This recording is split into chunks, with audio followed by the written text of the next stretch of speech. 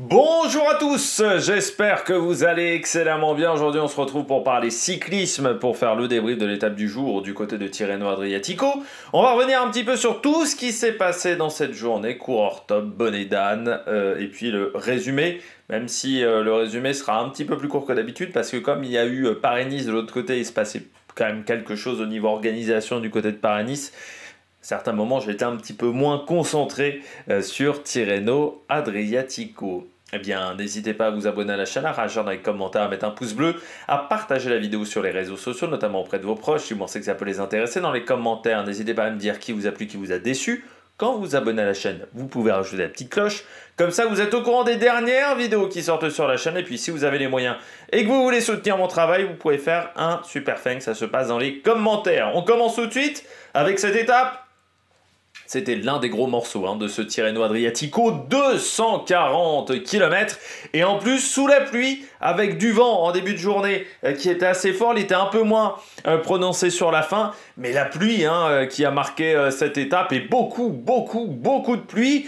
Alors l'avantage c'est que bon, l'équipement était là, mais au bout d'un moment, l'équipement il résiste pas à des seaux d'eau sur votre gueule pendant 5 heures, 6 heures d'effort, et ça a été donc compliqué pour les coureurs. Il y a eu une journée exigeante sur Paris-Nice, mais une journée également exigeante du côté de Tirreno Adriatico. Si des coureurs pensaient que sur Tirreno Adriatico il y avait du soleil tous les jours, eh bien elles se sont plantées.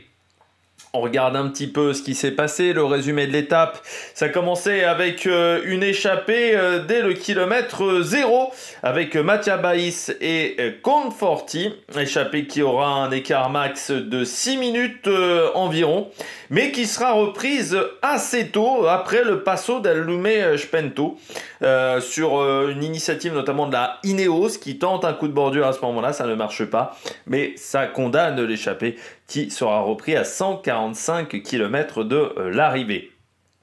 À la montée de la Force, Conforti passe de nouveau en tête devant Baïs, et ce qui fait que Conforti prend le maillot de grimpeur à la Polti Visite Malta, peut-être une vengeance de la veille avec l'échappée de Tarozzi. Au sprint intermédiaire, Milan prend des points et nous arrivons à 66 km de l'arrivée. Attaque de Dries de Bondt avec Pietro Bonne. Les deux décident de s'allier et très vite ils prennent de l'avance. 1 minute 30 à 60 km de l'arrivée, puis 3 minutes 35 à 45 km du terme de cette journée qui n'en finit plus à ce moment-là. L'écart se stabilise aux alentours des 3 minutes 30.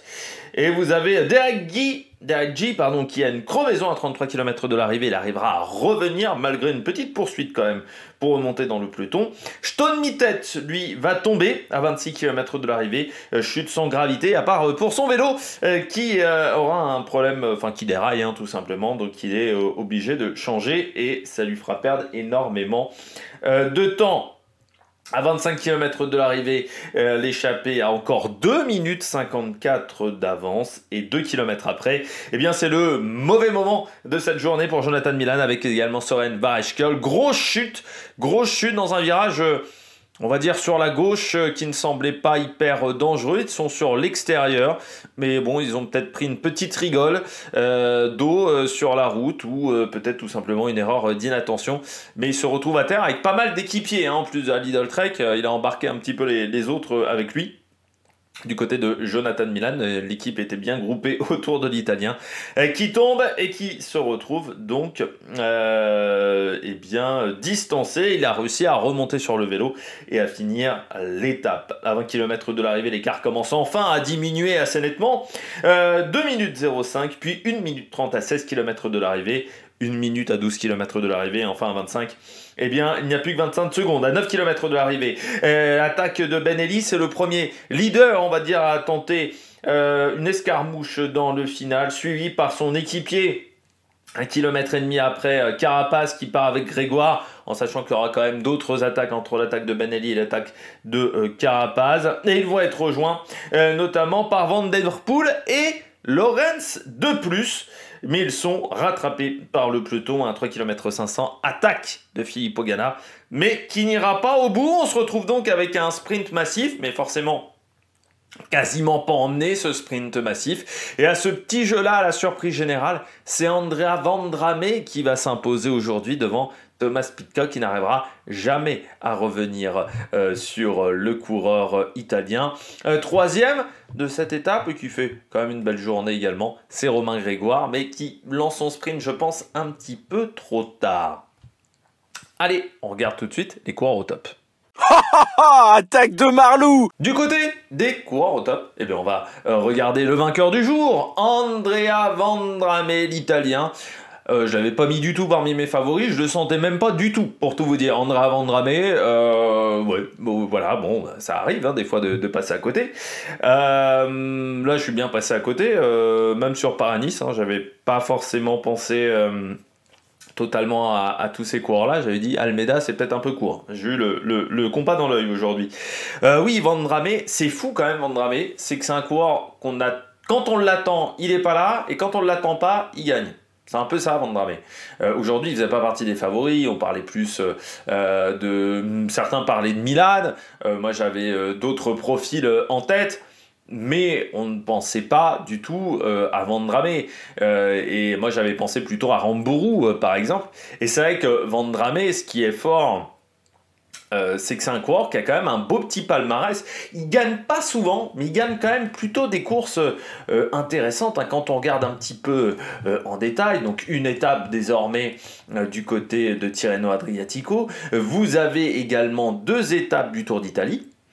Un Trobroléon, c'est pour la course la plus moche du calendrier français. Vous avez une étape de la Route d'Occitanie, une étape du Tour de la Sarthe. Le Giro del Belvedere également, et puis pas mal de places d'honneur également sur des courses intéressantes, notamment 2 fois deuxième du Trofeo de Gueglia, 2 fois deuxième d'étape du Tour de Romandie en 2024. C'est quand même toujours un coureur qui arrive à en claquer une par an, j'irais, ou à faire un gros résultat par an. Vendrame, c'est peut-être, j'espère que ça ne sera pas seulement sur cette course-là. Vendrame qui est quand même chez Decathlon depuis 2020, je pensais que c'était un petit peu avant qu'il est arrivé chez Decathlon, 30 ans hein, déjà Vendrame. C'est un coureur qui a mis un peu du temps à gagner des grosses courses. Ses premières années n'étaient pas si exceptionnelles que ça. Et puis à partir de 2019 chez Androni, il fait une grosse année 2019 chez Androni. Et puis derrière chez AG2R, il a toujours réussi à faire des résultats à droite à gauche sans forcément être toujours bien entouré. Profil un peu à la Michael Matthews. C'est-à-dire pas forcément... C'est un coureur qui a une bonne pointe de vitesse mais qui n'est pas en capacité de rivaliser avec les meilleurs sprinters. Et en haute montagne, il n'est pas en capacité de rivaliser avec les meilleurs coureurs non plus. Donc il est sur un profil Michael Matthews, profil à Rambourou également. Même on pourrait dire... Pidcock passe quand même mieux les bosses que lui, mais c'est des profils de ce type-là. C'est-à-dire c'est à la Corbin Strong aussi. Du côté d'Israël, donc c'est des coureurs qui ont un registre de course qui est assez réduit quand même, qui peuvent leur convenir, donc il ne faut pas se rater, et c'est vrai que Vendrame, il se rate assez rarement. Moi je me souviens, les 2 fois où il gagne des échappées, c'est pas forcément le plus fort de l'échappée. Voilà, quand il gagne les 2 étapes sur le Tour d'Italie. Là aujourd'hui, on ne le voit pas de la journée. Alors, il a eu l'aide de Dries de Bondt, c'est vrai que l'échappée de Dries de Bondt ça a aidé, hein, pour cacher un petit peu la Decathlon AG2R, mais on ne le voit pas de la journée. C'est-à-dire que moi, quand je le vois dans le sprint, je me suis dit, ah ben oui, donc, il est là Vendrame, il n'a pas été lâché Vendrame, parce que vraiment, on ne l'a pas vu de la journée. Et c'est plutôt bon signe dans une journée comme celle-là, de ne pas le voir, parce que il a fait une super course. Enfin voilà, il a été présent au bon moment, au bon endroit. Il peut être vraiment satisfait de ce qu'il a fait, hein, Vendrame. Je regardais un petit peu ses résultats sur Milan. Il a fait qu'une fois 11e de Milan. Il n'a pas forcément des super résultats sur Milan. Alors il a fait 11e, 23, 30e, 45 et 74 lors de la dernière édition. Donc il est souvent dans le 2e groupe. Parce que c'est vrai que Paris-Roubaix il passe pas les pavés. Donc voilà, c'est vraiment la course qui peut lui convenir. Hein. Milan-San Remo au niveau des monuments. Mais c'est vrai que c'est surprenant qu'un coureur comme ça qui passe plutôt bien les bosses n'ait déjà fait que 5 Milan-San Remo.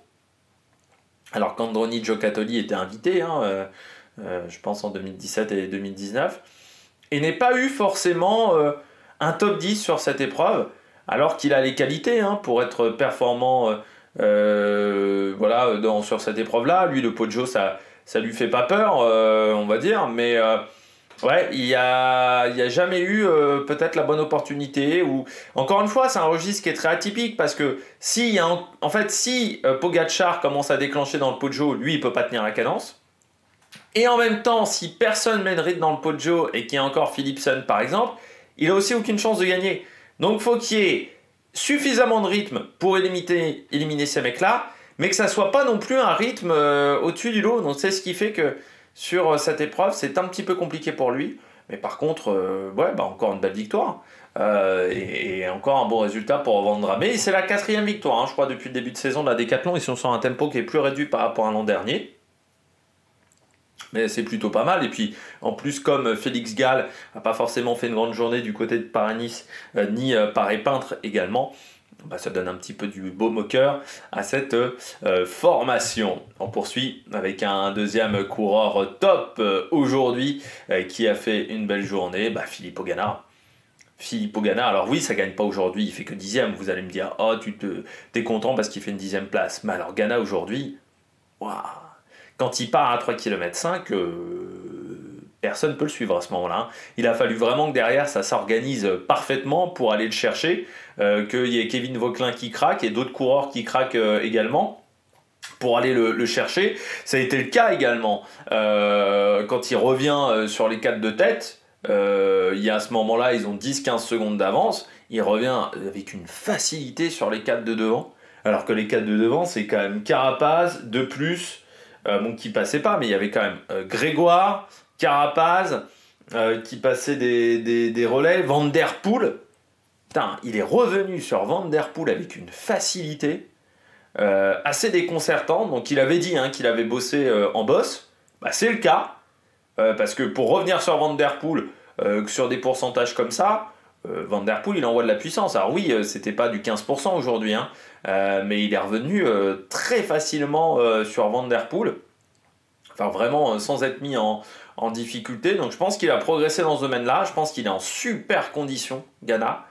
Et je pense qu'il va falloir faire attention à lui quand même. Hein. Si ça déclenche pas de loin à Milan-San Remo, il faudra faire très attention à Ganna.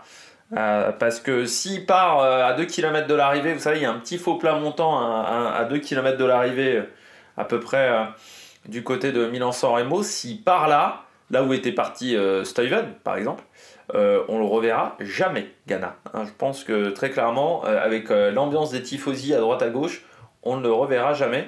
Donc il va falloir vraiment se méfier de lui. Et bien encore un Tudor aujourd'hui. Aujourd'hui, c'est Rick Plumers. Je connais pas beaucoup ce coureur, hein, donc je vais un peu regarder. Oui, vainqueur de la Muscat Classique, tiens, bah, c'est déjà un petit peu vallonné la Muscat Classique. Et il a fait 5e de Kurn. Ouais, j'étais passé à côté de son résultat à Kurn. Bah, là encore un très bon résultat, 4e. C'est marrant, Tudor, bon certes on a Hirschi qui a amené des résultats. La Philippe pour le moment on est un petit peu en attente. Mais on s'attendait par exemple à avoir De Klein, on n'a pas De Klein, on a Zillard. Il y a des coureurs qu'on attendait peut-être plus aux avant-postes. Et je dirais pas qu'on a des seconds couteaux, mais on a des coureurs qui sont là dans l'équipe depuis quelques années, qui n'avaient pas forcément eu des résultats si fantastiques que ça les années précédentes. Alors lui, il avait eu quand même quelques résultats en 2024, mais pas forcément sur des grosses épreuves World Tour, et qui arrivent à obtenir des résultats tout à fait intéressants là, depuis le début de saison. Alors c'est un coureur qui est passé par l'équipe de développement de la Visma, mais qui n'avait pas été conservé, qui n'était pas passé dans l'équipe 1, hein, il était resté dans le développement de la Visma pendant 3 ans. De 2020 à 2022, ça fait totalement partie des coureurs qui se sont retrouvés en espoir pendant la Covid, donc ça a été la pire période pour développer les coureurs. Et c'est vrai que donc il arrive peut-être à maturité un petit peu plus tard, mais encore une fois, il y a eu la Covid qui est passée par là du côté de Rick Plumers. Mais ouais, vraiment un bon résultat. Et puis ouais, un coureur qui passe plutôt bien les bosses. Donc ça peut être intéressant en complément de Klein, en complément de Zillard, qui sont plutôt des coureurs qui sont performants sur le plat, mais qui passent pas forcément une bosse. Et puis par exemple avec Trentin, ça peut faire une belle doublette aussi avec Matteo Trentin. Peut-être plus sur ce profil même là. Intéressant. Voilà, Rick Plumers, 24 ans. Il les a eu en décembre. Donc ouais, coureur. Moi j'ai bien aimé la course de Rick Plumers. Je me dis, c'est intéressant à suivre. Et puis Pidcock. Oui, bon, on parlait de Ganna qui se place pour Milan-San Remo. Pidcock, hein. Non, parce que Pidcock, il est en forme, il est en très grande forme. Thomas Pidcock, on l'avait vu sur le Halou-Latour, mais on attend des confirmations sur d'autres épreuves. Là, il a été très très solide aujourd'hui, malgré une équipe qui a encore été assez absente. Alors c'est vrai que le seul qui aurait pu l'aider, c'était Asparen. Asparen a abandonné ce matin, suite à sa chute hier. Parce qu'il était dans la chute avec Valgren, je crois, Asparen. Mais Pidcock, il est en très très bonne condition. Moi, je pense qu'il va falloir s'en méfier dans le Poggio. Parce que là, il va venir avec des gros objectifs sur Milan-San Remo, ce qui n'était peut-être pas le cas les années précédentes. Est-ce qu'on aura un bis repetita avec Pogacar et Pidcock dans le Poggio? Mais Pogacar, faudra qu'il arrive à s'en défaire, parce que Pidcock, dans un sprint en petit comité, il n'est pas facile à battre. Et puis, si Ghana les contre à 3 bornes de l'arrivée, faudra s'en méfier. Ça va être Milan-San Remo, de toute façon, est toujours très intéressant parce qu'il y a des multiples vainqueurs possibles. Milan-San Remo n'est pas forcément à regarder en intégralité, mais c'est les 60 derniers kilomètres, il faut les regarder absolument. Je dirais même les 2 dernières heures. Par contre, je vous conseille de ne pas regarder la course en intégralité, parce que sinon vous n'allez pas être suffisamment concentré dans les 2 dernières heures. Et comme il se passe beaucoup de choses dans les 2 dernières heures, moi je vous conseille plutôt de regarder à partir de 14h45, un truc comme ça, 14h30, 14h45, ça dépend. Mais là, ça va être très intéressant cette année, et puis avec des profils de coureurs qui sont très différents. On a des sprinteurs, on a un coureur qui a quand même des qualités de rouleur, on a un Pidcock qui est sur un profil un peu à la Michael Matthews, on a Pogacar qui est vraiment un puncher pur et dur. Donc il y a vraiment des profils intéressants, et je pense que ça va être serré cette année Milan-San Remo. Et là, Pidcock, grosse condition physique aussi. Donc Ghana, Pidcock, ils m'ont fait une très très belle impression aujourd'hui dans ce final à Colfiorito. Allez, on regarde tout de suite les bonnets d'âne. Les flops du jour. On commence avec la chute de Milan. La chute de Milan, elle n'arrive pas au bon moment dans l'année. À 10 jours de Milan-San Remo, c'est sûr que c'est pas le bon moment. Il a remonté sur son vélo, donc on va se dire que c'est pas trop grave du côté de Jonathan Milan. Il faudra voir quand même demain s'il repart, s'il n'y a pas des petits soucis physiques, et comment il sera demain, s'il est dans le coup. C'est une chute en plus qui semble, qui a pas l'air d'être dans un endroit hyper dangereux. On a eu des ronds-points plus techniques que ça. Par exemple, là où tombe Stonemittet, c'est sur un rond-point qui est beaucoup plus humide, où l'eau vraiment s'accumulait et n'arrivait pas à s'évacuer. Donc, est-ce qu'il y a eu une rigole sur ce virage-là qui était un peu, ce qu'on dirait en banking, un peu penché? Je sais pas. J'ai pas l'impression que c'était hyper dangereux. Et il a pas. Enfin, là, il est tombé. Il est tombé quand même assez sévèrement. Alors, il est reparti, mais il est quand même tombé sur le flanc. Donc, faudra voir. Il a peut-être des ecchymoses au niveau de la hanche. Faudra voir comment physiquement il sera demain, Jonathan Milan. Mais à 10 jours de Milan-San Remo, c'est vrai que c'est pas l'idéal pour le coureur italien. Et puis même, sur la suite de ce Tirreno Adriatico, il y a encore 2 beaux sprints au moins à aller jouer demain et dimanche. Donc c'est vrai que c'est toujours mieux quand on est à 100% de ses capacités pour aller faire ce type de course. Deuxième bonnet d'âne du jour, c'est Stonemittet. La chute lui coûte très cher à Stonemittet. Parce que la chute lui coûte cher, parce que déjà, c'est une chute, donc forcément vous faites toujours un petit peu mal. En plus, changement de vélo, donc il est obligé de prendre le vélo sur la galerie. Parfois on n'a pas toujours des bonnes sensations dessus, et tu t'aperçois qu'il finit qu'à 30 secondes aujourd'hui dans le deuxième groupe. Il est dans le deuxième peloton, mais je pense que le retard qu'il a pris à ce moment-là, il n'a jamais été en capacité de le récupérer, parce qu'il prend beaucoup de retard. Le changement de vélo, il ne s'est pas fait tout de suite du côté de Stonemittet. C'est frustrant de se dire qu'il finit en tête du deuxième groupe, et de te dire il finit à 30 secondes, qu'est-ce que ça aurait donné s'il avait été en mesure d'être avec les meilleurs? Parce que Stonemittet, on connaît ses qualités.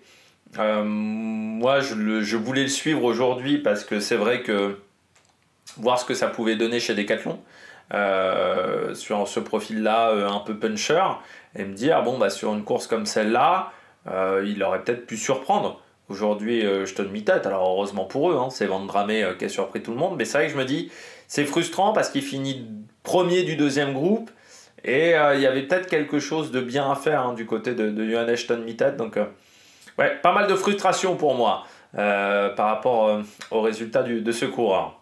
Troisième, Simon Yates. Ah ouais, c'est le perdant du jour, Simon Yates. Il prend une 30. Je crois. Hein. Je me suis peut-être emballé. Je vais revérifier ça hein, du côté de Simon Yates. Mais il a perdu du temps aujourd'hui, Simon Yates. Non, il finit à 31 secondes. Il finit avec Attila Walter. Mais oui, il perd du temps aujourd'hui, Simon Yates. Bon, alors on sait que c'est sa course de reprise, hein, mais c'est vrai que son contre-la-montre déjà était pas fantastique. Là, c'est pas exceptionnel non plus. Pour le moment, on sait que Simon Yates, bon, il a été recruté aussi pour potentiellement être leader sur le Giro et puis pour aider Vingegaard. Pour le moment, tu vois, c'est pas exceptionnel. Alors c'est vrai que reprendre en mars, c'est très très tard. Surtout quand tu changes d'équipe, que tu as passé pendant des années, enfin toute ta carrière, tu l'as fait dans une seule et même équipe jusqu'à maintenant. Donc c'est vrai que le changement d'équipe, c'est pas toujours évident, parce que voilà, il faut changer de matériel, il y a des changements de vélo, tes équipiers, en gros pendant des années, le staff, tu as toujours eu le même staff à côté de toi. Donc c'est vrai qu'il faut s'adapter à tout cela. Et là, c'est un début de saison timide, voilà, pour le coureur britannique qu'on a connu meilleur sur Paris-Nice par exemple, hein, une année où il avait été très costaud, et puis il a déjà gagné Tirreno Adriatico. Alors c'était l'année où Tirreno Adriatico avait eu lieu en septembre, en 2020, mais c'est quand même un coureur, on sait, qui est en capacité de faire des très très bonnes choses, notamment vainqueur d'une Vuelta en 2018. Là, pour le moment, je suis pas hyper convaincu, voilà. Le chrono, je l'ai pas trouvé bon. Bon, là, sur l'étape du jour, il perd 30 secondes sur un parcours qui n'est pas très dur. En sachant que les conditions climatiques mauvaises, c'est pas forcément un truc qui le rebute habituellement.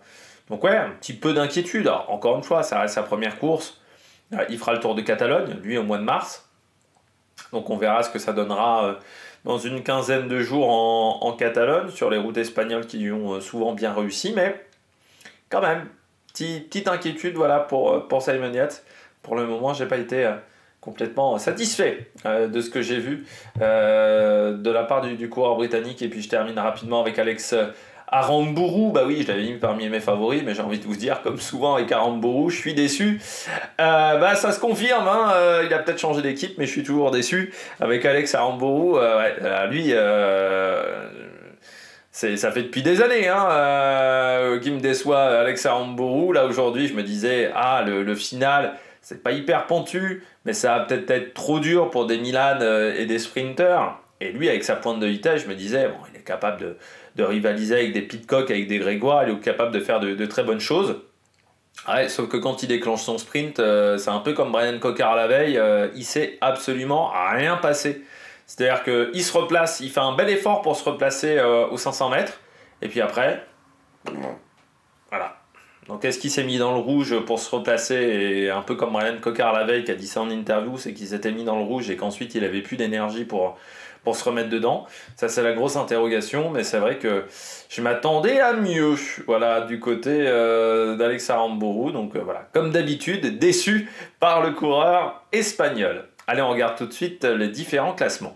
Pour finir cette vidéo, on regarde tout de suite les différents classements. On commence avec l'étape remportée donc par Andrea Vendrame, le coureur de la Decathlon AG2R devant Pidcock Grégoire et Rick Primers. Roger Adria également qui prend une belle 5e place aujourd'hui. Dommage du côté d'Alex Aramburu et de la Cofidis. Du côté du classement général, eh bien c'est Filippo Ganna qui est toujours en tête devant Juan Ayuso, Tiberi, Derek G, Cataneo et Vauclin qui remontent bien dans ce top 10. Du côté du maillot de meilleur sprinter, c'est toujours Milan qui est en tête, mais il faudra voir si la chute n'aura pas des conséquences sur l'étape de demain devant Ganna, Vendrame et Ayuso. Le classement de la montagne emmené par Manuele Tarozzi, de la Bardiani, vengeance de la veille.